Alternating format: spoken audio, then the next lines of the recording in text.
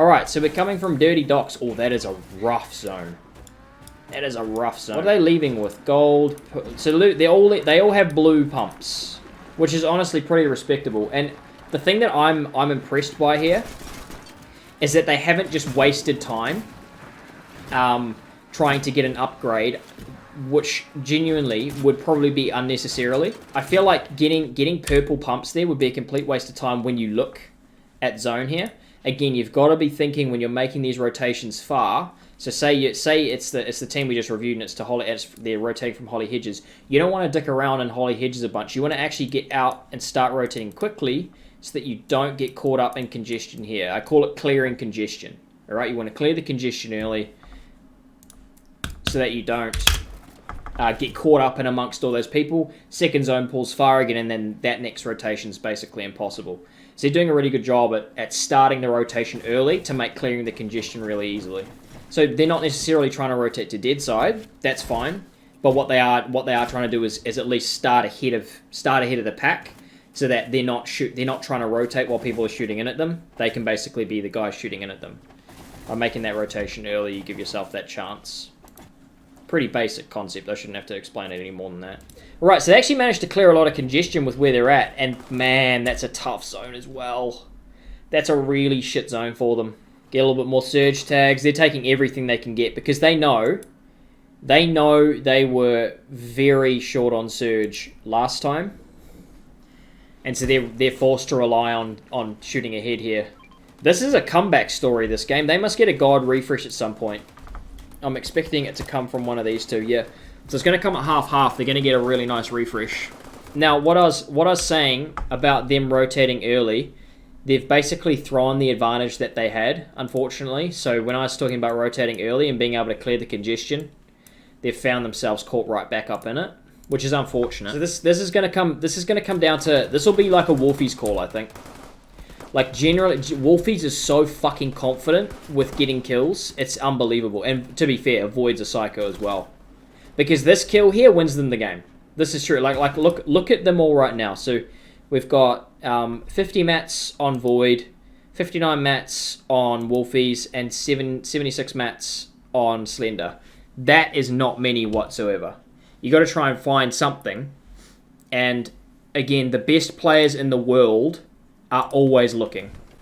How do they get this? No way it's a bow headshot. I refuse to believe it's a bow headshot. Oh no, here we go. Oh, that's a easy kill. What do they get out of that? Surely not much. They get god refresh for that. Holy shit. See, there you go. This is what I was expecting. I wasn't expecting the kill that he got. That's a god refresh. And so now, that confidence is, like, to me, that's all on Wolfie's confidence. Like, his mindset of, I can jump in here and I can win this myself. All by myself. That's the mindset he has. They're not going to get anything here at half-half, and they've already pulled, so we don't have to watch any rotation. But again, just keep an eye on how active Wolfiez is and how active Void and shit are. Like, always looking or always doing something with themselves. Nice little rotation from them, sort of playing to dead side. Playing a nice little layer. So one thing that they have to be super aware of here is, I love being able to pull up the map, is the fact that this hill is in. So this is something that the IGL needs to be. Sometimes I suggest someone who's not the IGL is completely in charge of verticality late game. You know, say it's Speedy, Looter, and Muzz. Instead of Speedy worrying about this hill, he has one of the other two. Sort of say, like, okay, there's a hill there, make sure that we're cutting up 3-4 layers here or something. Is Wolfie's IGL? I don't think Wolfie's IGL's, but he's definitely not dumb. Like, he will have influence over what's going on. Wolfiez isn't dumb. Like, despite the stereotype of him being stupid because he's a controller player, that's just not the case whatsoever. He knows what's going on, and he knows how to play, like, the game from a theoretical standpoint. And the thing that gets in his way, it's not necessarily the ego, it's his confidence. Because I feel like there's a difference. He doesn't necessarily have an ego. He's got a lot of... he just believes that he can win everything. That, to be fair, that actually sounds quite egotistical, but... He sort of hits this point where he's like, I can fucking win that. And he probably says that a little bit too much to himself. But now, Slender does a lot of the tarping, and I assume, like, the sort of mid-game stuff is sort of divvied between these two a little bit. I've heard Void's a complete fucking psycho. I don't know a huge amount about Void, but look, if you look here, see how quickly they've got up this hill here? If this zone pulls this way, they're already so far ahead of everyone else in terms of where they need to be. This is the sort of thing that I think the IGL should maybe take a back seat on, just because they already have so much to worry about. They've got their mats, calling for the other players' mats, but you see how quickly he has first dibs over getting up and over that there.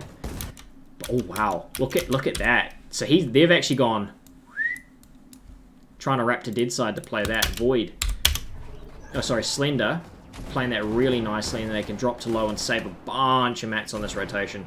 That was getting to front side from a really shitty spot, with probably under 200 mats. Like, obviously playing to dead side and moving zones is quite a well-known, not trick necessarily, but it's quite a well-known strategy these days. But you very rarely see someone go out of their way to do it like that, because that wasn't actually a very easy dead side to try and get to. And they get to front side on 0 mats, is essentially what I'm trying to say there. Void picks up a kill there. Wolfiez must have got the finish. Yep, Wolfiez got the finish.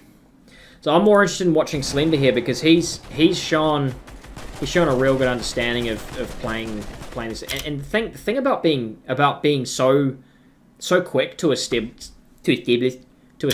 into front side, especially when everyone else has to play through awkward, congested sort of like vertical changes.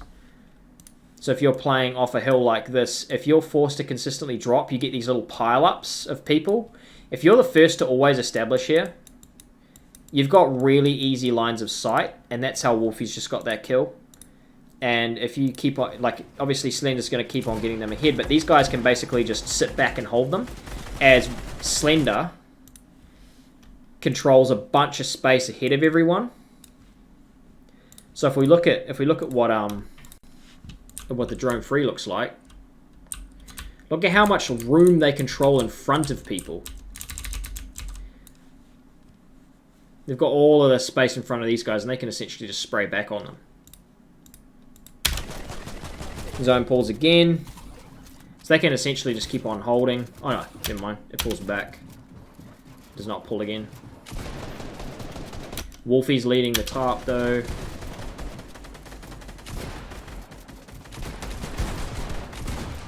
Wolfiez does seem to get caught with shit on top of him every now and then. Saw that in a couple of games yesterday as well. Caught a little bit behind zone as he got a nice tarp to walk into. Yep. So again, this is a point where I think having someone who's not your IGL being in charge of your verticality can be really useful in these sorts of situations where it gets really awkward like this. You don't want to have to be caught in these sort of pile-ups that happen. Because they sort of are. They are like pile-ups, where essentially, if you've got people trying to come in from this layer, people trying to come in from this layer, and people trying to come in from this layer's forced up, this layer's forced up, and you get a pile-up happening basically all through here. It's like a 50 car pile-up, and the only way you can move is left or right. So these guys are lucky. They're already playing to an edge, which you should always be doing anyway. So they can just cut out right. But if you're one of the teams, say this is earlier on in the game, and you're coming through the middle here, you're fucked. Because if you cut left, you got people. You cut right, you got people. So I think playing edge while you're playing low is super important. Just gives you another area to cut out to, because it means that there's no one on that one side. Like the idea of playing, if it's like one of the final zones and you start getting cut off and you're playing hard to one edge, it's all good. You just cut out into zone, take a tick or two, cut back in, and you're chilling.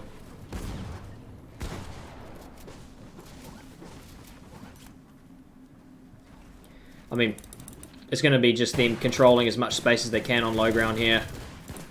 Just the classic piece control, and it's a snowball effect. One kill leads to more mats, leads to more control, which leads to more kills. Keeps on snowballing. More control, more kills, more control, more kills, more control, more kills, because you're getting more mats. Gamma makes it through to late. Gamma. Cammy makes it through to late, but it's a 1v3, so... They... Oh, wow. No, it's Pizza 4K, sorry. Nearly 1v3s. Well, didn't nearly 1v3, but kills 2.